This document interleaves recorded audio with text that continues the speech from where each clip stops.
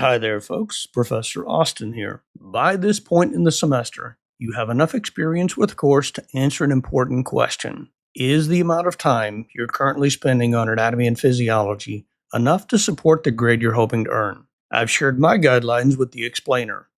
He's going to walk you through the math behind a successful 8-week A&P course.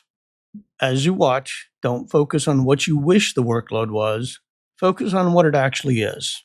Let's get started. Welcome to The Explainer. We're jumping right in today because if you're a focused learner trying to maximize your academic success, we have got a massive reality check for you.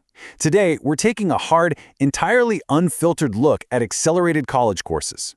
Specifically, we're breaking down exactly what it takes to conquer an 8-week intensive class, like anatomy and physiology.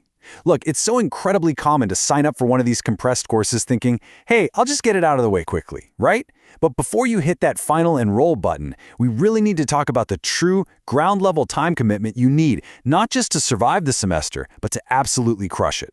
To set the record straight, we have to listen to Professor Austin. As a seasoned educator who watches students tackle this challenge all the time, he states it perfectly. An 8-week anatomy and physiology course is not half of an A&P course. And honestly, that quote busts a really dangerous myth. It's like this psychological trap we all fall into, right? We just naturally assume a shorter semester means less overall work, or maybe a watered-down curriculum. Well, Professor Austin completely shatters that illusion. If you want to succeed, you've got to start with the right mindset. And that means deeply respecting the sheer volume of information coming your way. Here is the stark reality of the situation. Compressing a traditional 16-week course down to 8 weeks doesn't trim the content by a single page, not one. Every single bone, every muscle, every complex organ system, and yes, every agonizing bit of Latin terminology you learn in a standard 4-month semester, it's all still sitting right there on the syllabus. The only variable that changes is the time you have to absorb it. You're basically taking a massive academic load and putting it in a pressure cooker, which means you have absolutely no choice but to move at exactly twice the normal pace. Okay. Let's actually build the math on this. 5.5 hours. In a traditional 16-week anatomy and physiology course, that's your baseline. That is the time students typically spend just sitting in class.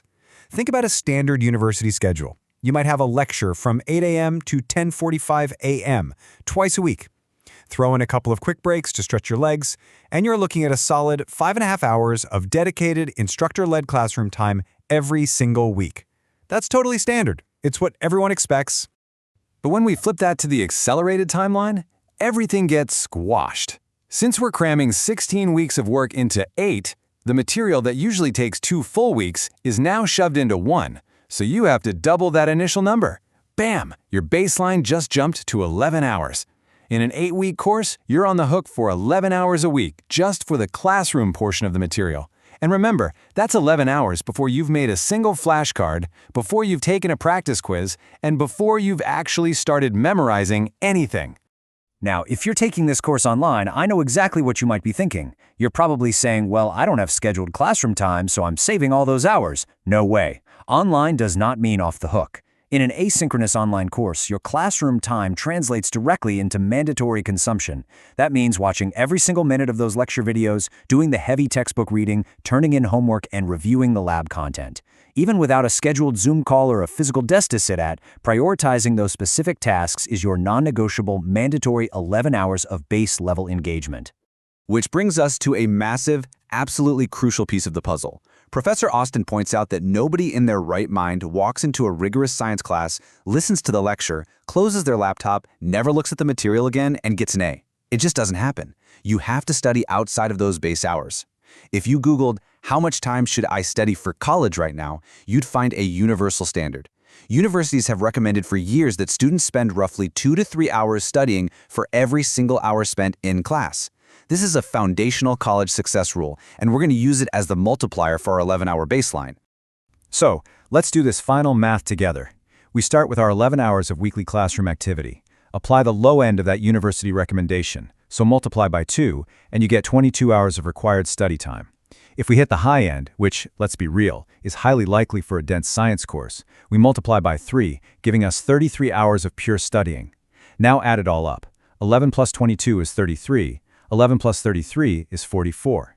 The jaw-dropping reality here is that one single 8-week accelerated course demands a total weekly commitment of 33 to 44 hours.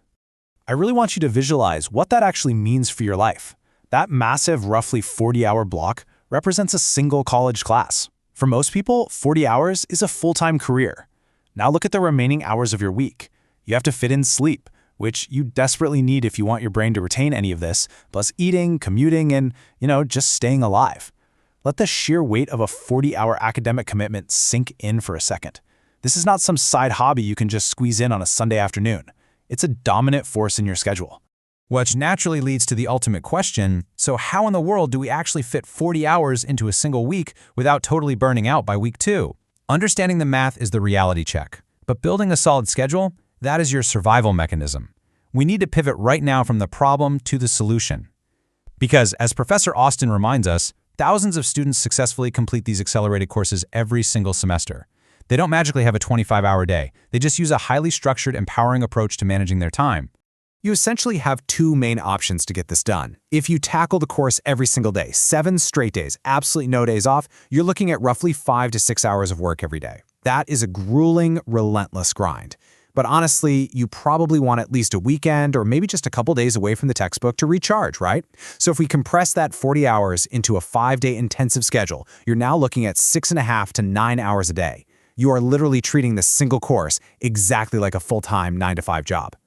If you go with that intensive route, here is your step-by-step weekly calendar blueprint. Step 1, always prioritize your classroom consumption first. Get those lecture videos and the laboratory review knocked out early in the day so you know exactly what concepts to tackle. Step 2, immediately apply that 2 to 3 hour study rule to those concepts while the info is still fresh in your mind.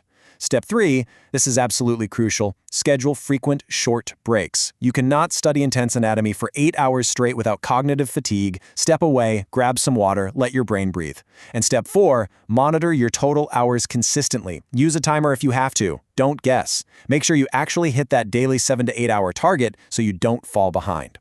The big takeaway here is simple, but it is incredibly powerful. Consistency is your ultimate weapon to manage this accelerated pace.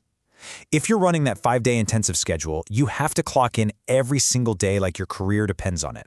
Because in an 8-week format, losing just a day or two to procrastination isn't just a minor slip-up, it's literally the equivalent of missing an entire week of a normal semester. Strictly sticking to the structured routine is the absolute key to preventing the workload from snowballing and getting totally away from you. You have to be relentless. But before you commit to all of this, we've got to do one final outside life reality check. You need to be deeply, maybe even uncomfortably honest with yourself right now. Look at your life. Evaluate your actual work commitments. Are you already working a 40-hour job? Assess your family responsibilities and daily obligations. You have to weigh the intense 40-hour academic blueprint we just built against those external, non-negotiable life factors. If the math isn't mathing, you need to plan and schedule adjustments right now before the semester even starts. Which leaves us staring right at the ultimate decision you have to make. Knowing everything we've just unpacked together, from the baseline hours to the study multipliers to the daily intensive grind. Can you realistically dedicate 33 to 40 hours every single week to this one course? If the answer is yes, Professor Austin assures you that you absolutely can and will succeed. But if the answer is no, well, it might be time to rethink your strategy. Thank you so much for joining me on this deep dive into academic time management on The Explainer. Take this blueprint, run the numbers for your own life, and set yourself up for absolute success.